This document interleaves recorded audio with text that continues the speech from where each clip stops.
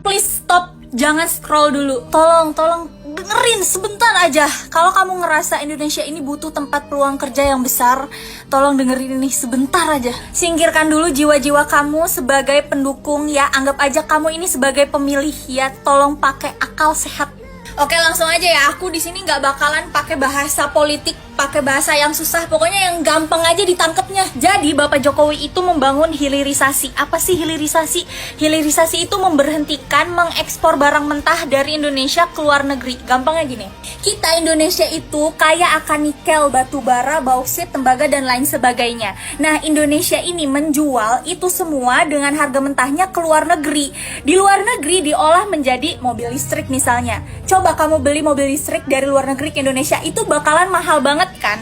Nah, maunya Bapak Jokowi itu kita punya batu bara, kita punya nikel, kita punya tembaga, kita olah dulu sebagai mobil listrik dulu, baru kita jual ke luar negeri. Kita nih udah punya bahan-bahan bakunya nih, tinggal kita buat aja itu menjadi sesuatu. Makanya kita harus mendukung hilirisasinya Pak Jokowi, karena akan banyak peluang kerja, banyak PT-PT berdiri untuk mengolah nikel itu, batu bara itu, bauksit itu, tembaga itu untuk menjadi sesuatu, misalnya motor listrik, baterai, terus baru kita jual ke luar negeri dengan harga berkali-kali lipatnya. Untuk keputusan Pak Jokowi itu udah bener banget memberhentikan mengekspor bahan mentah ke luar negeri. Misalnya kita beli nih sepeda listrik Made in China dengan harga 10 juta, padahal dia beli bahan-bahan di kita cuma 1 juta, dia jual 10 juta.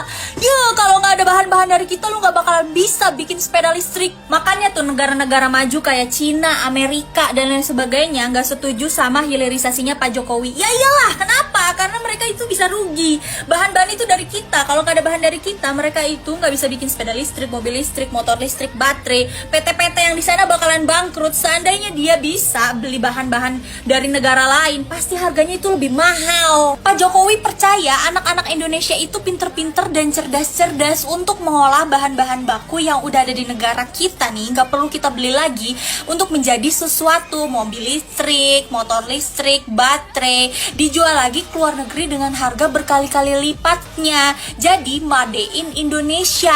Kita sebagai warga negara Indonesia harus memilih calon presiden yang pro hilirisasi supaya negara kita itu semakin maju. Karena aku yakin nih, negara-negara maju itu yang gak setuju sama hilirisasinya Pak Jokowi sedang mencari pemimpin yang bisa membatalkan hilirisasinya Pak Jokowi, supaya mereka bisa menikmati bahan-bahan baku yang ada di negara kita bisa dibeli dengan harga mentah. Dan negara maju itu gak mau kita menjadi negara industri, negara yang maju, negara yang banyak uang. Mereka itu gak mau, mereka tuh maunya mereka bisa beli bahan mentah di negara kita. Jadi please guys, lihat presiden mana yang lebih pro ke negara ini lebih maju. Udah, itu aja.